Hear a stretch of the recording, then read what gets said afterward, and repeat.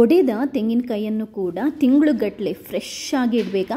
ಹಾಗಾದರೆ ಈ ವಿಡಿಯೋನ ಒಂಚೂರು ಮಿಸ್ ಮಾಡದೆ ಪೂರ್ತಿಯಾಗಿ ನೋಡಿ. ನಿಮಗೆ ನನ್ನ ಈ ಸ್ಪೆಷಲ್ ವಿಡಿಯೋ ಇಷ್ಟ ಆದರೆ ಲೈಕ್ ಮಾಡಿ, ಹಾಗೆಯೇ ಬೇರೆಯವರಿಗೆ ಶೇರ್ ಮಾಡಿ ಕೂಡ. ಯಾಕಂತಂದರೆ ನಾನು ನೆಕ್ಸ್ಟ್ ಹಾಕುವಂಥ ಕೂಡ ಎಲ್ಲ ವಿಡಿಯೋಗಳನ್ನು ನೀವು ಮಿಸ್ ಮಾಡದೆ ನೋಡ್ಕೋಬಹುದು. ಥ್ಯಾಂಕ್ಸ್ ಎಲ್ರಿಗೂ. ನಮಸ್ಕಾರ ಎಲ್ರಿಗೂ, ಅಮ್ಮಿಸ್ ಲೈಫ್ ಸ್ಟೈಲ್ಗೆ ಸ್ವಾಗತ. ಇವತ್ತು ನಿಮಗೆ ಈ ತೆಂಗಿನಕಾಯಿ ಇರ್ತದಲ್ಲ, ತೆಂಗಿನಕಾಯಿನ ನಾವು ಜಾಸ್ತಿ ದಿನ ಹೇಗೆ ಸ್ಟೋರ್ ಮಾಡಿ ಇರ್ಬೋದು ಅಂತ ಹೇಳ್ತೇನೆ. ಅಂದರೆ ಇಡೀ ಕಾಯಿ ಇರ್ಬೋದು ಅಥವಾ ಕಟ್ ಮಾಡಿರೋ ಕಾಯಿ ಅಥವಾ ತುರಿದಿರೋ ಕಾಯಿ, ಇದನ್ನು ನಾವು ಹೇಗೆ ಸ್ಟೋರ್ ಮಾಡಿ ಜಾಸ್ತಿ ದಿನ ಇಡ್ಬೋದು ಅನ್ನೋದನ್ನು ನಿಮ್ಗೆ ಹೇಳ್ತಾ ಇದ್ದೇನೆ.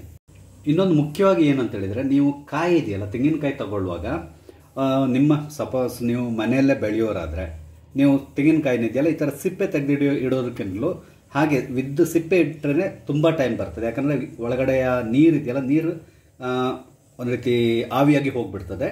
ಅದು ಆ ಥರ ಆಗಿಲ್ಲ, ನೀರು ಒಳಗಡೆ ಇದ್ದರೆ, ತೆಂಗಿನಕಾಯಿ ಒಳಗಡೆ ನೀರಿದ್ದರೆ ಸಾಮಾನ್ಯವಾಗಿ ಕಾಯಿ ಹಾಳಾಗಲ್ಲ, ತುಂಬ ಟೈಮ್ ಬರ್ತದೆ. ಇಲ್ಲ ಒಂದು ವೇಳೆ ನೀವು ಸಿಪ್ಪೆ ತೆಗೆದ್ರೂ ಕೂಡ ಈ ಜುಟ್ಟನ್ನು ತೆಗಿಬಾರ್ದು, ಜುಟ್ಟನ್ನು ಹಾಗೆ ಬಿಟ್ಟುಬಿಡ್ಬೇಕು. ಅಥವಾ ಸ್ವಲ್ಪ ನಾನು ಇದನ್ನು ಕ್ಲೀನ್ ಮಾಡಿ ಇಟ್ಟಿದ್ದೇನೆ. ಆ್ಯಕ್ಚುಲಿ ಈ ಥರ ಸ್ವಲ್ಪ ಅದರದ್ದು ತೆಂಗಿನ ನಾರು ಇದೆಯಲ್ಲ, ನಾರನ್ನು ಹೀಗೆ ಬಿಟ್ಟರೂ ತುಂಬ ಒಳ್ಳೆಯದು. ಸ್ವಲ್ಪ ಆವಾಗ ಏನಾಗ್ತದೆ, ಬಿಸಿಲಿಗೆ ಈ ಕಾಯಿ ಒಂದು ಒಡೆಯೋದಿಲ್ಲ, ಇಲ್ದಿರ ಬಿಸಿಲಿಗೆ ಒಡೆದೋಗ್ತದೆ. ಮತ್ತು ಇನ್ನೊಂದು ಅದ್ರ ಒಳಗಡೆ ಇರುವಂಥ ನೀರನ್ನ ಅದು ಹಿಡಿದಿಟ್ಕೊಳ್ತದೆ. ಹಾಗಾಗಿ ಏನಾಗ್ತದೆ, ಸ್ವಲ್ಪ ಟೈಮ್ ಜಾಸ್ತಿ ನೀವು ಕಾಯಿನ ಇಟ್ಕೊಳ್ಬೋದು, ಹಾಗೆ ಸ್ಟೋರ್ ಮಾಡಿ ಇಟ್ಕೊಳ್ಬೋದು. ಈಗ ಇನ್ನೊಂದು ಏನಂತ ಹೇಳಿದ್ರೆ, ನೀವು ಕಾಯಿ ಸಿಲೆಕ್ಟ್ ಮಾಡುವಾಗ ಕೂಡ ಅಂದರೆ ಕಾಯಿ ಸಿಪ್ಪೆ ತೆಗೆದಿರುವಂಥ ಕಾಯಿನ ಸಿಲೆಕ್ಟ್ ಮಾಡುವಾಗ ಆದಷ್ಟು ಬಲ್ತಿರೋ ಕಾಯಿನ ಸೆಲೆಕ್ಟ್ ಮಾಡಿ. ಅದಾದಮೇಲೆ ಸ್ವಲ್ಪ ಈ ರೀತಿ ರೌಂಡ್ ಇರೋ ಕಾಯಿನ ಸೆಲೆಕ್ಟ್ ಮಾಡಬೇಡಿ, ತೊಗೊಳ್ಬೇಡಿ. ಯಾಕಂದರೆ ರೌಂಡ್ ಇರೋ ಕಾಯಿ ಒಳಗಡೆ ಏನಾಗಿರುತ್ತೆ ಅಂದರೆ, ಅದರದ್ದು ಕಾಯಿ ಇದೆಯಲ್ಲ ಒಳಗಡೆ ಸ್ವಲ್ಪ ತೆಳ್ಳಗಿರ್ತದೆ, ದಪ್ಪ ಇರೋಲ್ಲ. ಹೊರಗಿನ ನೋಡ್ಲಿಕ್ಕೆ ಮಾತ್ರ ನಿಮ್ಗೆ ದೊಡ್ಡದಾಗಿ ಕಾಣಿಸ್ತದೆ, ಬಟ್ ಒಳಗಡೆ ಕಾಯಿ ತುಂಬ ಕಮ್ಮಿ ಇರ್ತದೆ. ಹಾಗಾಗಿ ನೀವು ಆದಷ್ಟು ಈ ಸ್ವಲ್ಪ ಉದ್ದ ಇರುವ, ಅಂದರೆ ಇದೆಯಲ್ಲ ರೌಂಡ್ ಇರೋದಕ್ಕೆ ಬದಲಾಗಿ ಉದ್ದ ಇರೋ ಕಾಯಿನೇ ಸೆಲೆಕ್ಟ್ ಮಾಡಿ. ಇದರಲ್ಲಿ ಕಾಯಿ ತುಂಬ ಸ್ವಲ್ಪ ದಪ್ಪ ಇರ್ತದೆ. ಅಂದರೆ ಈ ರೌಂಡ್ ಇರೋ ಕಾಯಿ ಕಂಪೇರ್ ಮಾಡಿದರೆ ಇದು ದಪ್ಪ ಇರ್ತದೆ ಕಾಯಿ. ಈಗ ನಿಮಗೆ ಇನ್ನೊಂದು ಸ್ವಲ್ಪ ಇದರಲ್ಲಿ ಸವಾಲಿನ ಕೆಲಸ ಏನಂತ ಹೇಳಿದ್ರೆ, ತೆಂಗಿನಕಾಯಿ ಒಡೆಯುವಾಗ ಇದೆಯಲ್ಲ ಅದನ್ನು ರೌಂಡಾಗಿ ಅಂದರೆ ಕರೆಕ್ಟಾಗಿ ಅರ್ಧ ಅಂದರೆ ಇಬ್ಬಾಗ ಆಗಬೇಕು, ಸರಿಯಾದ ಇಬ್ಬಾಗ ಆಗಬೇಕು. ಇನ್ನೊಂದು ಏನಾಗುತ್ತೆ, ಕೆಲಸ ಓರೆ ಆಗ್ತದೆ ಈ ಥರದಲ್ಲಿ. ಆವಾಗ ಏನಾಗುತ್ತೆ, ನಿಮ್ಗೆ ಕಾಯಿ ತುರ್ಕೊಳ್ಳಿಕ್ಕೆ ಕಷ್ಟ ಆಗುತ್ತೆ. ಸೊ ಆ ರೀತಿಯಲ್ಲಿ ಕರೆಕ್ಟಾಗಿ ಮಿಡ್ಲಲ್ಲೇ, ಅಂದರೆ ನಾವು ಎಲ್ಲೂ ಹೊಡಿತೀವೋ ಅಲ್ಲಿ ಸರಿಯಾಗಿ ಓಪನ್ ಆಗಬೇಕು. ಅಂದರೆ ಅದಕ್ಕೊಂದು ಟ್ರಿಕ್ಸ್ ಇದೆ. ಅದು ಏನಂತ ಹೇಳಿದರೆ, ನೀವು ಕಾಯಿ ಒಡೆಯೋದಕ್ಕಿಂತಲೂ ಮೊದಲು ಸ್ವಲ್ಪ ನೀರಲ್ಲಿ ತೊಳ್ಕೊಳ್ಳಿ. ಅಂದರೆ ಸ್ವಲ್ಪ ನೀರು ಬಿಟ್ಕೊಳ್ಬೇಕು. ಇಲ್ಲ ನೀರಲ್ಲಿ ಮುಳುಸಿಟ್ರೊಡ್ಡಿಲ್ಲ ಒಂದು 2 ನಿಮಿಷ ಫುಲ್ ನೀರು ಬಿಟ್ಕೊಂಡು ನಂತರ ನಾವು ಹೊಡಿಬೇಕು. ಆವಾಗ ಕರೆಕ್ಟಾಗಿ ಇಲ್ಲಿ ನಾವು ಎಲ್ಲಿ ಹೊಡಿತೀವೋ ಅಲ್ಲಿಗೆ ಕರೆಕ್ಟಾಗಿ ಓಪನ್ ಆಗ್ತದೆ. ಈಗ ನೋಡಿ, ನಾನು ನಿಮ್ಗೆ ಹೊಡೆದು ತೋರಿಸ್ತೇನೆ.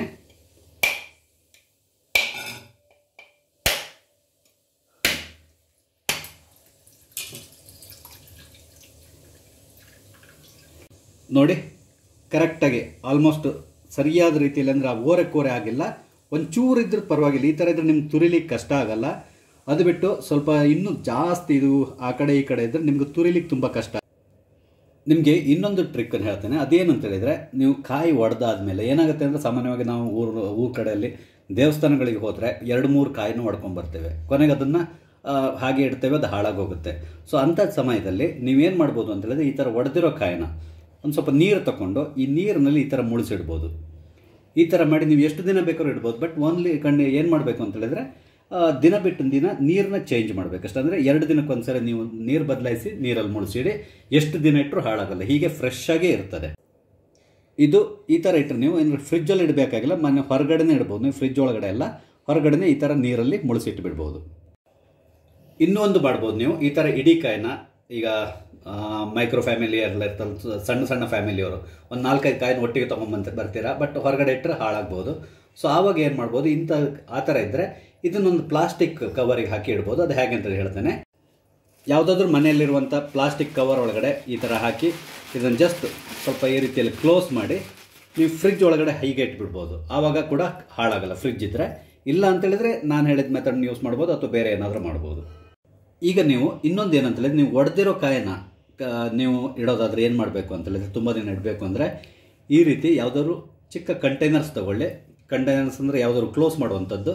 ಇದರೊಳಗಡೆ ನೀವು ಇಟ್ಟು ಅದನ್ನು ಕ್ಲೋಸ್ ಮಾಡಿ ಇಟ್ಟುಬಿಡ್ಬೋದು. ಅಂದರೆ ಕ್ಲೋಸ್ ಮಾಡಿ ಈ ರೀತಿಯಲ್ಲಿ ಇಡ್ಬೋದು. ಬೇಕಾದ್ರೆ ಹೀಗಿಟ್ಟು ನೀವು ಕ್ಲೋಸ್ ಮಾಡಿ ಫ್ರಿಜ್ ಒಳಗಡೆ ಇಟ್ಬಿಡ್ಬೇಕು. ಅಂದರೆ ಕ್ಲೋಸ್ ಆಗಿರಬೇಕು, ಒಳಗಡೆ ಗಾಳಿ ಹೋಗಬಾರ್ದು. ಆ ಥರ ಇದರಲ್ಲಿ ನೀವು ಫ್ರಿಜ್ ಒಳಗಡೆ ಇಟ್ಟರೆ ಎಷ್ಟು ದಿನ ಇಟ್ಟರು ಕೂಡ ಹಾಳಾಗಲ್ಲ.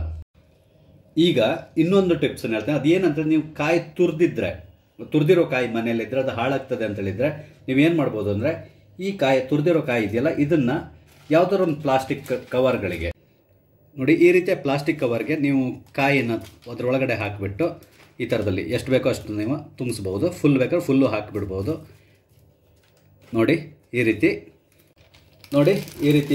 ಒಂದು ಕಾಯಿನ ಯಾವುದೋ ಪ್ಲಾಸ್ಟಿಕ್ ಕವರ್ಗೆ ಹಾಕಿ ಒಂದು ಈ ರಬ್ಬರ್ ಬ್ಯಾಂಡನ್ನು ಈ ರೀತಿಯಲ್ಲಿ ಹಾಕಿ ಕಂಪ್ಲೀಟಾಗಿ ಕ್ಲೋಸ್ ಮಾಡಿಬಿಡಿ.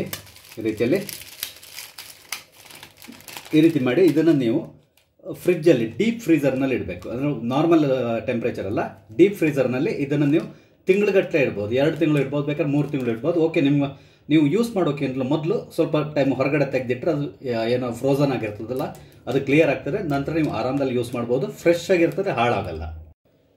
ನೋಡಿದ್ರಲ್ಲ, ಇವಿಷ್ಟು ನಾನು ನಿಮಗೆ ಈ ತೆಂಗಿನಕಾಯಿನ ಹೇಗೆ ಸ್ಟೋರ್ ಮಾಡಬೇಕು ಅಂತ ಹೇಳ್ಕೊಂಡು ಕೆಲವೊಂದು ಟಿಪ್ಸ್ಗಳನ್ನು ಕೊಟ್ಟಿದ್ದೇನೆ. ಇದನ್ನು ನೀವು ಫಾಲೋ ಮಾಡಿ ಖಂಡಿತವಾಗಿಯೂ ನಿಮ್ಮ ಮನೆಯಲ್ಲಿರುವಂಥ ತೆಂಗಿನಕಾಯಿನ ನೀವು ತುಂಬ ಟೈಮು ಫ್ರೆಶ್ ಆಗಿ ಹಾಳಾಗದಿರ. ನಿಮ್ಮ ಮನೆಯಲ್ಲಿರುವಂಥ ಕಾಯಿ ಒಡೆದ್ರೂ ಅಡ್ಡಿಲ್ಲ, ಅಥವಾ ಒಡೆದೇ ಇದ್ರೂ ಅಡ್ಡಿಲ್ಲ, ಅಥವಾ ತುರಿದಿರೋ ಕಾಯಿ ಆದರೂ ಅಡ್ಡಿಲ್ಲ. ಇದಿಷ್ಟು ನಾನು ಹೇಳ್ತಿರೋ ಟಿಪ್ಸನ್ನು ಫಾಲೋ ಮಾಡಿದರೆ ತಿಂಗಳುಗಟ್ಟಲೆ ಹಾಳಾಗದೇ ಇರೋ ರೀತಿಯಲ್ಲಿ ನೀವು ಸ್ಟೋರ್ ಮಾಡಿ ಇಡ್ಬೋದು. ನಿಮಗೆ ನನ್ನ ಈ ವಿಡಿಯೋ ಇಷ್ಟ ಆಗಿದ್ದಲ್ಲಿ ದಯವಿಟ್ಟು ಲೈಕ್ ಮಾಡಿ, ಶೇರ್ ಮಾಡಿ. ಹಾಗೆ ಇಲ್ಲಿವರೆಗೆ ನೀವು ನನ್ನ ಚಾನಲ್ಗೆ ಸಬ್ಸ್ಕ್ರೈಬ್ ಆಗಿಲ್ಲ ಅಂದರೆ ದಯವಿಟ್ಟು ಸಬ್ಸ್ಕ್ರೈಬ್ ಆಗಿ ನಾವು ಹಾಕುವಂಥ ಎಲ್ಲ ವಿಡಿಯೋಗಳನ್ನು ನೋಡಿ ನಂಗೆ ಸಪೋರ್ಟ್ ಮಾಡಿ. Thank you.